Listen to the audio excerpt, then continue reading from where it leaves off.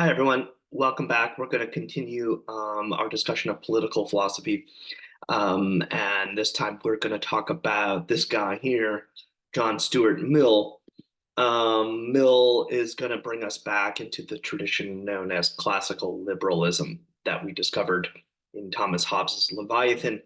There will, however, be very big differences of disagreement between Mill and Hobbes. I'll return to that on the question of sovereignty. But just a little bit of background on who the person Mill was. He is a 19th century English philosopher living from 1806 to 1873. He is both philosopher, but also an economist. He does a lot of work in ethical theory.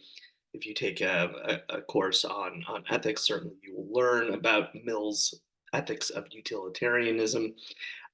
He writes about political economy and history, and you can probably see from the text on liberty that he has a pretty expansive historical knowledge base, right? Um, on Liberty is probably the main political work of his life. It was published in 1859, pretty clearly with the very strong help of his wife, although she did not get credit, as would have been pretty normal in the 19th century. But we do know that really the book was probably co-authored. Um, the text on liberty has a lot to do with the freedom and liberty of the individual in modern European society. And the central question, I think, that will sort of run throughout the book is how much authority should society have in controlling the thoughts and actions of individuals? So Mill will, coming from his liberal background, uh, agree with Hobbes that individuals basically cannot agree on first principles in political life. In other words, we can't sort of assume or take for granted that we all can sort of pick what the first principle is by which we should live our life. So, in order to deal with that situation, we need as tolerant and open a society as we can.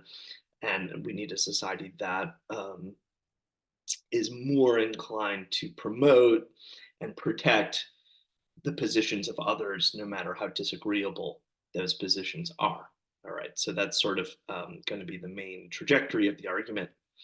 Um, I think On Liberty is an important book for our present moment because of how much um, importance it gives to the world of ideas in politics and the culture of politics. What I mean by that is Mill is not simply thinking about what type of political institutions we need or what kind of laws we need or what kind of institutions we need, but really he's thinking about how political ideas circulate and become influential, from whom should they be protected? Um, should they ever be silenced? When are ideas more than ideas? When are they dangerous? And I think the book has a lot to say about all these issues. So politics for Mill for sure is not just about the big infrastructure of society. In other words, it's not just about the sovereign. Um, Rather, it is about the climate within which political ideas and political positions get hashed out. Uh, so Mill will tend to argue that we need as free and open a society as possible, a society that is tolerant to difference and dissent, because democracy cannot really work without that culture. Um, yeah, we could compare Mill to the figure Alex de Tocqueville, who was a French Enlightenment philosopher who traveled to the United States and observed that even though the United States is very free, comparatively speaking, and that the protections individuals have from random punishment by the law is very robust. There seems to be a political culture setting in that's very conformist, and that individualism is a little bit lacking. And de Tocqueville wondered about, you know, that paradox, that seeming paradox, that in the most free place, everyone seems to be the same. And I think Mill shares that worry. You know, he's interested in um, what are the reasons for for individualism not flourishing when there is robust protection for individualism. Okay. So I'm gonna try to return to this idea here a little bit in the second chapter on the liberty of discussion. But the first chapter is really about sovereignty and his critique of Hobbes's kind of absolute sovereignty that we got in the Leviathan. Mill is going to argue that maybe in Hobbes's time there was an argument that could be made for an absolute form of political sovereignty, but that's no longer so true today. Modern enlightened Europe is at a point where we don't need this kind of absolute sovereign to impose itself. So he really believes in the power of enlightenment and the power of the project of bringing science into the modern world and raising the general educational level of the people to a level sufficient that absolute sovereignty is no longer viable. So he will argue that the individual is really the true sovereign in modern contemporary democracies. Okay, we'll have to explore that sort of shift from a sovereign that would stand above the law and rule the multitude to a new conception of individualistic sovereignty, where the individual is sovereign over herself, provided that that sovereignty does not infringe on the liberties of other individuals. All right. So that's just a little bit of background now to take a look at the details of the book. We have in Mill a fairly dense kind of prose. You probably found his writing to be very complicated, and it is, I think, a little complicated, but I do think the basic argument can be sorted out. Okay, so the first chapter is a pretty sweeping just introduction that has a lot of history and a lot of description of what he believes to be the progress of modern European enlightenment and how we have kind of moved past this need for tyrants, right?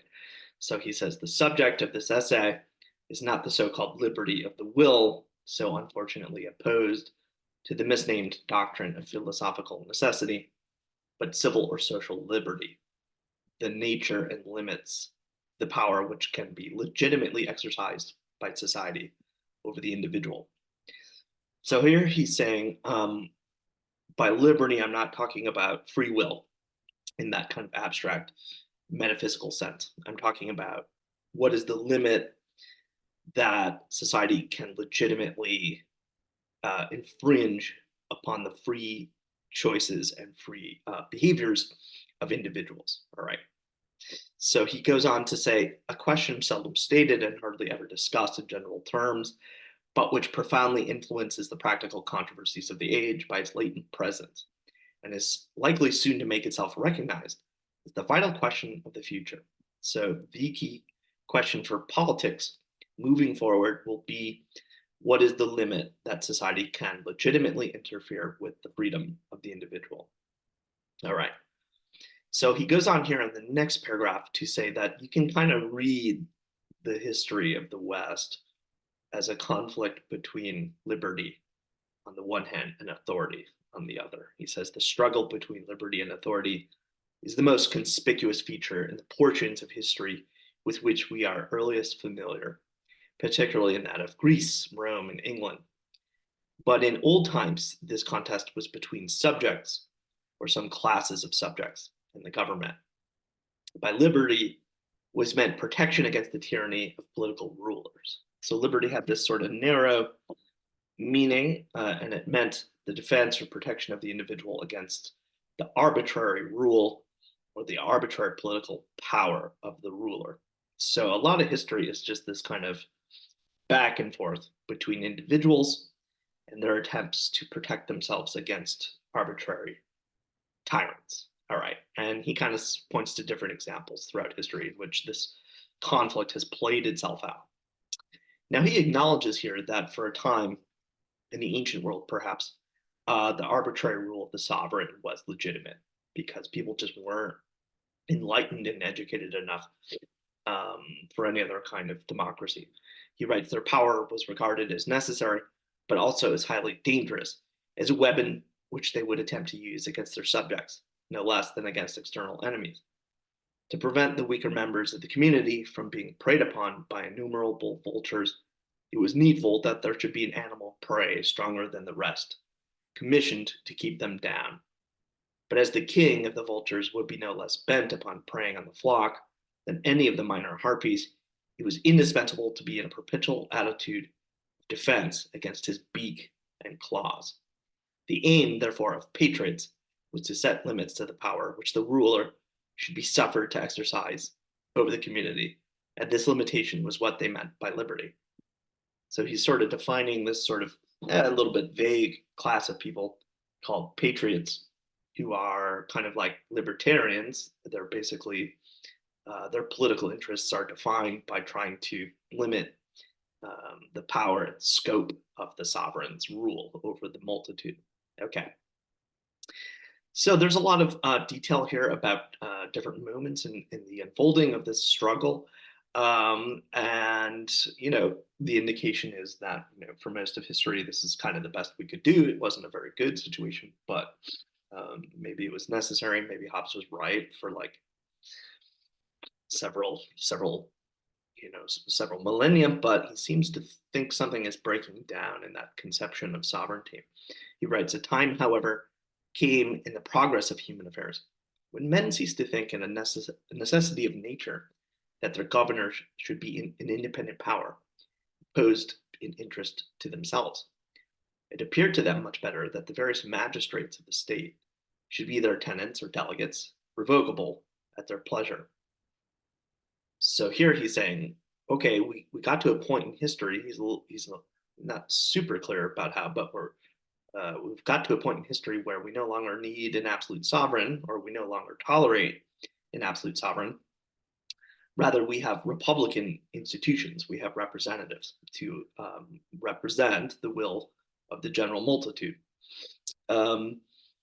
You could maybe think about this in terms of contemporary politics. Is Mill still right? Maybe there's some evidence that the contrary is starting to resurface. That actually people are starting to doubt their own ability to have representative rule and are preferring to opt for submission to absolute sovereigns again. Right?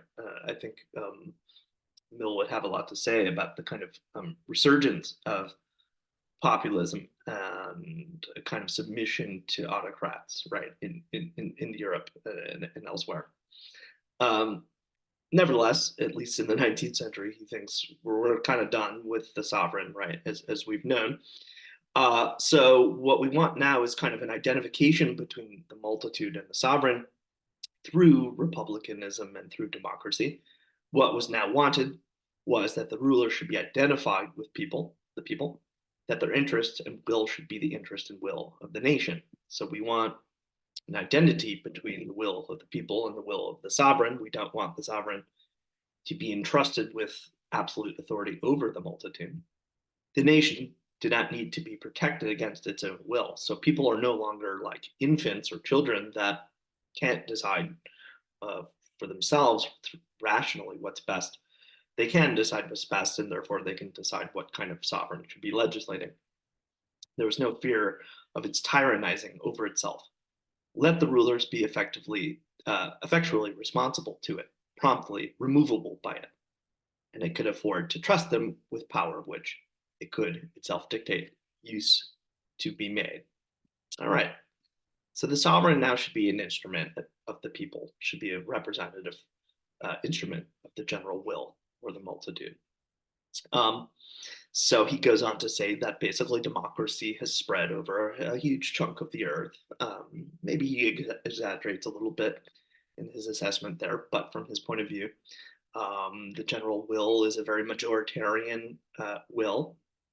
So the main political problem of the day is not the problem of tyranny, it's the problem of the culture, because democracy needs a truly diverse multitude, a truly diverse body politic with multiple ideas in contest, communicating what the best ideas should be for laws, what the best ideas should be about politics and policy and institutional arrangement.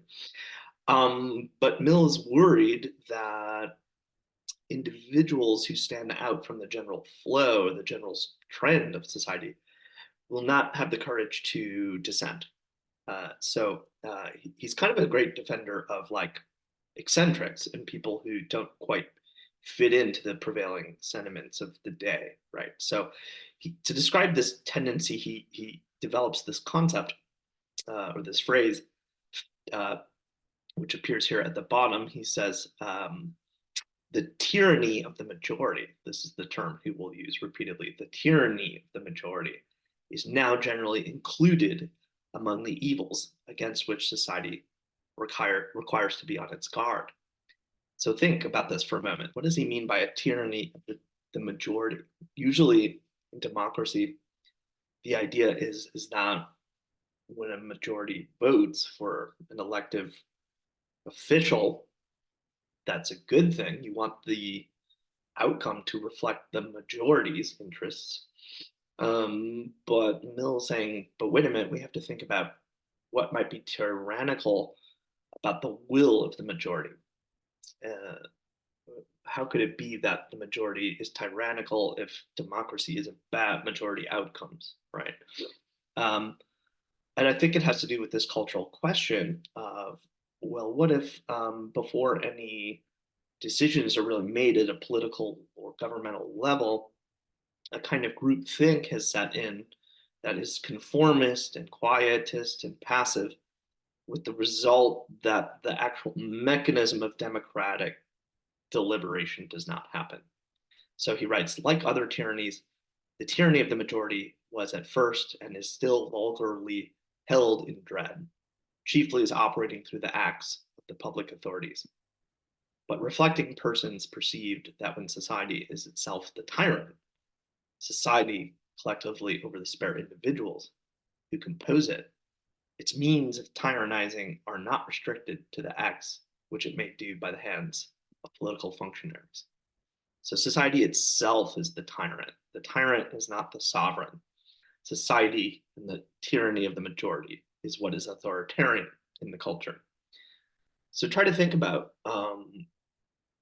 what in our culture might be tyrannical.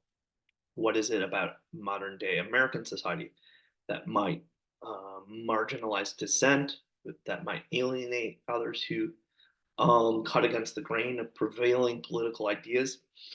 Um, what elements or factors in the culture contribute to that majoritarian ethos, right? That's really what Mill is trying to get us to address.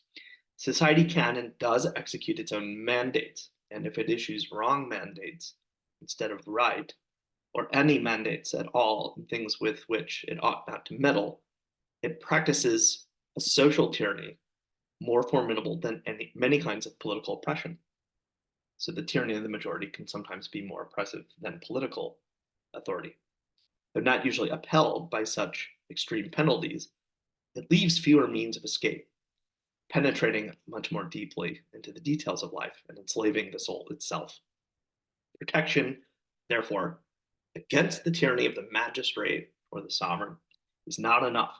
There needs protection also against the tyranny of the prevailing opinion and feeling, against the tendency of society to impose, by other means, by means other than civil penalties, its own ideas and practices as rules of conduct and those who descend from them, to fetter the development and, if possible, prevent the formation of any individuality not in harmony with its ways, and compels all characters to fashion themselves upon the model of its own. There is a limit to the legitimate interference of collective opinion with individual independence. And to find that limit and maintain it against encroachment is as indispensable to a good condition of human affairs as protection against political despotism. So what's Mill saying? He's saying that individuals who dissent or run counter to an opinion and ideas, the dominant tendencies of the time, need protection from penalty. They should feel safe in communicating their ideas. There needs to be a culture of tolerance and openness in which political ideas can freely communicate so that the best possible political outcome can be made crystal clear. Um, and there needs to be a kind of culture of,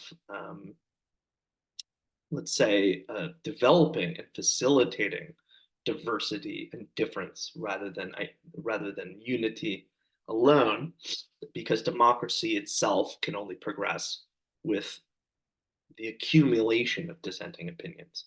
So Mill acknowledges that there will be limits to the degree to which society can tolerate um, certain ideas. Certain ideas simply can't be allowed to perhaps appear. But what is that limit? We have to find what the limit to opinion is, and then we have to maintain that limit. We have to preserve it and protect the individual against any further encroachment. Okay, so Mill will get more specific about um, what that limit is and why, in particular, the individual's liberty of discussion and opinion should be kind of foundational to society. So, what are things in the culture that contribute to this tyranny of the majority that he's describing? Um, Mill will sort of name some names here and point to negative inhibiting elements in the culture that seem to cut against, undermine, or perhaps disempower the individual's ideas. He talks about custom here and habit and second nature. He says, there's this way in which we all tend to believe in the authority of custom simply because ideas have been around for a long time. We take for granted that maybe they are true. That's also applies to institutions. Institutions that have survived a long time tend to be, um, they take on that kind of patina of prestige, right? So he says we have a lot of prejudices about custom, which tend to incline us towards kind of a conservative position, which would privilege that which has always been as legitimate against that which is new. And he tends to think we should be skeptical of that privileging. All right. At the bottom here, he'll also say this is partly a class story, and that in a way the dominant ideas of society are overwhelmingly shaped by the wealthy ruling class, right? He writes, wherever there is an ascendant class, a dominant rich class is what he means, a large portion of the morality of the country emanates from its class interests and its feelings of class superiority. The morality between Spartans and Helots, between planters and Negroes, between princes and subjects, between nobles and routiers, between men and women, has been for the most part the creation of these class interests and feelings.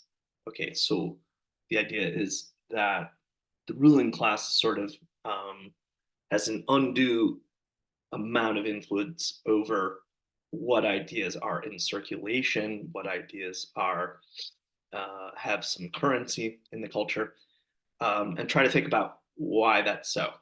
Why does the ruling class have this ability to tilt or bend the discussion in favor of its own interests?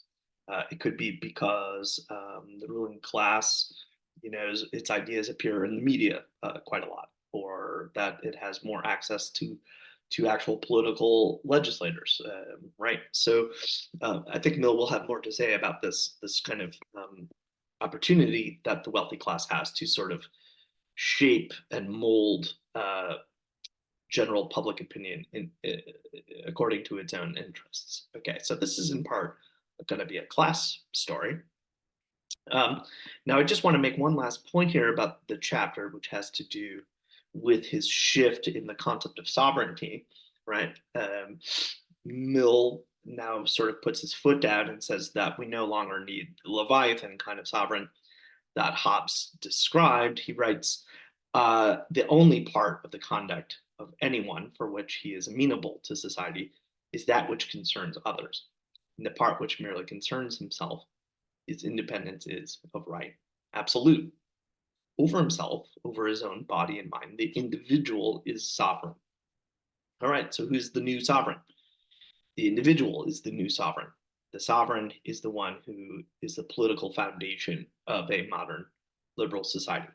Because individuals cannot agree really on first principles for how society should be governed, um, we need to construct an open society in which dissenting and free individuals can posit their own arguments and their own positions in a manner that does not infringe upon the sovereignty and the liberty of others.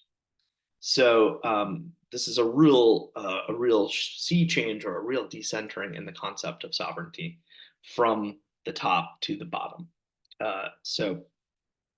Mill is going to have to elaborate a little bit what the limits of that sovereignty might be. Obviously, an individual can't just legislate directly in the way that Hobbes' sovereign could.